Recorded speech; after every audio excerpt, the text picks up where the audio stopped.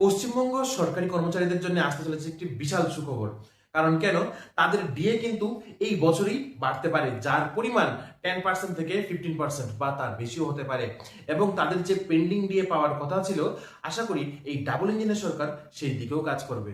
আজকে আমি আমাদের এই বিশেষ বিজ্ঞপ্তিতে ত্রিপুরা রাজ্যের সরকারি কর্মচারী এবং পশ্চিমবঙ্গের সরকারি কর্মচারীদের বলবো বা দৃষ্টি আকর্ষণ করব, আপনারা এই ভিডিওটি ফার্স্ট টু লাস্ট সম্পূর্ণ দেখুন, তা না হলে কিন্তু কিছু বুঝতে পারবেন না। কারণ কেন? আজকে আমরা একটি গুরুত্বপূর্ণ বিষয় নিয়ে আলোচনা করব, যে বিষয়টি হচ্ছে ডিএ, যা অর্থ দপ্তর থেকে প্রত্যেক বছর বৃদ্ধি করা হয়। ঠিক আছে, ত্রিপুরার মধ্যে সেটা বছরে দুবার করে চেষ্টা করা হচ্ছে বৃদ্ধি করার, কিন্তু পশ্চিমবঙ্গের মধ্যে যেটা অনেক কিছুদিন ধরে কিন্তু দেখা যাচ্ছে একটি উচ্ছৃঙ্খল পরিবেশ। কারণ কেন? 2008 সাল থেকে 19 পর্যন্ত পশ্চিমবঙ্গ সরকারি কর্মচারীদের কিন্তু একটি বিশাল অঙ্কের ডিএ কিন্তু পেন্ডিং পড়ে আছে, যা রায় দিয়েছে সুপ্রিম কোর্ট।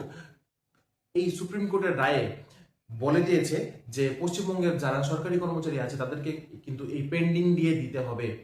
তার সাথে সাথে এখন নতুন আপডেট দিয়ে সরকার কতটুকু দিতে পারবে, এটাই হচ্ছে এখন দেখার বিষয়। আমরা প্রথমেই জেনে নেই যে সেন্ট্রাল গভর্নমেন্ট কিন্তু 60% ডিএ দিচ্ছে। সেন্ট্রাল গভর্নমেন্টের যারা এমপ্লয়ি আছে তারা কিন্তু 60% ডিএ পাচ্ছে। সেই জায়গায় দাঁড়িয়ে ত্রিপুরা সরকার ডিএ এর পরিমাণ বাড়িয়ে এখন বর্তমানে কিন্তু 41% ডিএ দিচ্ছে, যা আগের ডিএ থেকে কিন্তু 5% বেশি। এবং পশ্চিমবঙ্গ সরকার আগে দিত 18% ডিএ, তারপর এখন বৃদ্ধি হয়ে হয়েছে 22% ডিএ, টোটাল 4% ডিএ কিন্তু বৃদ্ধি হয়েছে। আমরা একটি ক্যালকুলেশন দেখে নিই। যদি কারো বেতন ত্রিপুরার মধ্যে এবং পশ্চিমবঙ্গের মধ্যে যদি 40,000 টাকা হয় বেসিক বেতন, তাহলে যদি ত্রিপুরার বেতন অনুসারে যদি 41% যদি ডিএ বৃদ্ধি করা হয়, তাহলে তার বেতন বৃদ্ধি হয়ে সে পাবে 16,400 টাকা। এবং সেই বেতনটাকে যদি পশ্চিমবঙ্গ সরকার যদি বৃদ্ধি করে, বা যেই পার্সেন্টটা তারা পেয়ে আসছে 22%, তো তাহলে তার বেতন বৃদ্ধি হয়ে পারবে 8,800 টাকা। তাহলে এখানে ডিফারেন্স দেখা যাচ্ছে যে 7,600 টাকার ডিফারেন্স। সেম এমপ্লয়ি যদি সেম জায়গায় যদি কাজ করে এবং তার বেসিক পে যদি সেম থাকে 40,000 টাকা, কিন্তু ডি এর ডিফারেন্সের কারণে কিন্তু এখানে তার স্যালারি একটু কম বেশি থাকবে। আমি আপনাদের কাছে আরেকটা জিনিস বলতে চাই, পশ্চিমবঙ্গ সরকারের কিন্তু বেসিক যে পেটা আছে সেটা কিন্তু ত্রিপুরা সরকারের থেকে অনেকটাই বেশি, যার কারণে ডিএটা কম হওয়ার কারণেও বা ফলেও কিন্তু সেই রকম একটা পার্থক্য কিন্তু সৃষ্টি হয় না। ঠিক আছে, আর একটা জিনিস আমি সবার সামনে তুলে ধরার চেষ্টা করব। ভারতের মধ্যে এরকম অনেকগুলি রাজ্য আছে যেখানে তাদের ডিএ কিন্তু সেন্ট্রাল গভর্নমেন্টের সাথে মিলিয়ে 60% দেওয়া হয়। যেমন ধরুন অরুণাচল প্রদেশ, আসাম, ঠিক আছে, এবং অরুণাচল প্রদেশ এবং আসামে দেওয়া হচ্ছে 60%, মধ্যপ্রদেশে দেওয়া হচ্ছে 58%, কিন্তু কেরালার মধ্যে দেওয়া হচ্ছে 35, এবং ওয়েস্ট বেঙ্গলের মধ্যে লাস্ট আসছে 22%। এই ডিফারেন্সটা তৈরি হওয়ার মুখ্য উদ্দেশ্য হলো প্রত্যেকটা রাজ্যের কিন্তু একটা নির্দিষ্ট উপার্জন এবং অর্থনীতি আছে। সেই জায়গায় দাঁড়িয়ে ত্রিপুরার মধ্যে 41%, ঠিক আছে, তো 41% কিন্তু এখানে সেন্ট্রাল গভর্নমেন্ট থেকে টাকা এনে তারপর কিন্তু গভর্নমেন্ট এমপ্লয়ীদের কিন্তু যে স্যালারি সেটা কিন্তু বৃদ্ধি করা হয়েছে বা ডিএর পরিমাণ বৃদ্ধি করা হয়েছে। কিন্তু স্টেট গভর্নমেন্ট যেখানে অরুণাচল প্রদেশ, আসাম, মধ্যপ্রদেশ, সেখানে কিন্তু 58%, 60% করে দিচ্ছে। তার কারণ হচ্ছে সেই সব রাজ্যের নিজেদের উপার্জন ক্ষমতা অনেকটাই বেশি। সেই সব রাজ্যে তারা নিজেদের চাষবাস আপনারা বলতে পারেন বা যে বিজনেস, তারপর ইন্ডাস্ট্রিজ, সেখানে কিন্তু জায়গার আয়তন অনুসারে সেখানে তাদের এই যে উপার্জন করার ক্ষমতা তা বেশি থাকায় তারা কিন্তু তাদের সরকারি কর্মচারী এবং পেনশনারদের কিন্তু এই ডিএর পরিমাণটা বাড়াতে পেরেছে এবং তাদের কিন্তু এই এক্সট্রা টাকাটা দিতে পারছে। এবং যার কারণে তাদের সেন্ট্রাল গভর্নমেন্টের কাছে কিন্তু বেশি হাত রাখতে বা হাত পাততে হচ্ছে না।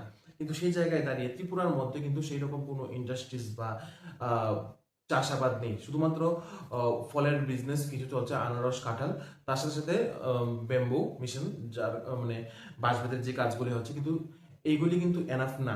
ঠিক আছে, তো ত্রিপুরা রাজ্যের বেসিকটা কম হওয়ায় ডিএটাও সেই রকম 40%, 41% হয়েছে, কিন্তু স্যালারিটা কিন্তু একটা বেশি ডিফারেন্স নয়। ঠিক আছে, তো আমি আরেকটা জিনিস সবার সামনে আমি বলতে চাই বা আমাদের এই ভিউয়ার্সের কাছে আমি বলতে চাই, ত্রিপুরার মধ্যে টোটাল এমপ্লয়ি হচ্ছে 1,02,000 এবং পেনশনার্থী হচ্ছে 81,000। তো এখানে টোটাল ডি এবং ডিআর পাচ্ছে 1,84,000 মানুষ, ঠিক আছে। তার সাথে সাথে যদি আমরা ওয়েস্ট বেঙ্গলকে আমরা তুলনা করি, সেখানে গভর্নমেন্ট এমপ্লয়ি হচ্ছে 8 থেকে 10 লাখ এবং পেনশনার্থী হচ্ছে 5 থেকে 6 লাখ। টোটাল এখানে দাঁড়াচ্ছে 14 থেকে 16 লাখ। আমরা যদি এস্টিমেট করতে পারি, একটা সাধারণ এস্টিমেট যদি করি, টোটাল 16 লাখ মানুষকে এখানে 22% দিয়ে দিচ্ছে, সেটা কিন্তু খুবই কম দেখায়। কিন্তু তাদের এখানে বেসিক যে পেটা, সেটা আমাদের ত্রিপুরা রাজ্য থেকে অনেকটাই বেশি, সেটা তাদের মানুষের বা সেখানকার মানুষের স্বীকার করতে হবে, ঠিক আছে। তারা যদি হতে পারে যে ডিএ কম, কিন্তু তাদের বেসিক পেটা অনেকটাই বেশি, কিন্তু সেই তুলনায় ত্রিপুরার ডিএ বা ত্রিপুরার যে বেসিক পেটা আছে সেটা অনেকটাই কম। আর একটা জিনিস আমাদের আলোচনার মধ্যে আসতে হয়, 2028-এ পশ্চিমবঙ্গের, মানে 28 বলতে 2018-তে কলকাতা সরকারের যে হাইকোর্ট, সেটা কিন্তু রায় দিয়েছিল যে কর্মচারীদের বেতন বৃদ্ধি করতে হবে, তার সাথে সাথে ডিও বৃদ্ধি করতে হবে। কিন্তু 2022-এ কলকাতা হাইকোর্ট কিন্তু সরকারের পক্ষে রায় দিয়েছে, যেখানে ডিএ বাড়ানোর জন্য কিন্তু সেরকম কোনো একটা পজিটিভ বার্তা কিন্তু দেয়নি। কিন্তু 2025-26 সালের যে সুপ্রিম কোর্ট, তারা কিন্তু এই সুপ্রিম কোর্ট কিন্তু বলেছে 2008 সাল থেকে 2019 সাল পর্যন্ত কর্মচারীদের বকেয়া কিন্তু মিটিয়ে দিতে হবে, যে পেন্ডিং বকেয়া ছিল সেই পেন্ডিং বকেয়া মিটিয়ে দিতে হবে। কিন্তু এখন সরকার কতটুকু কাজ করেছে তা ছিল দেখার, কিন্তু পূর্ববর্তী যে সরকার ছিল তা কিন্তু তা মিটিয়ে দেয়নি।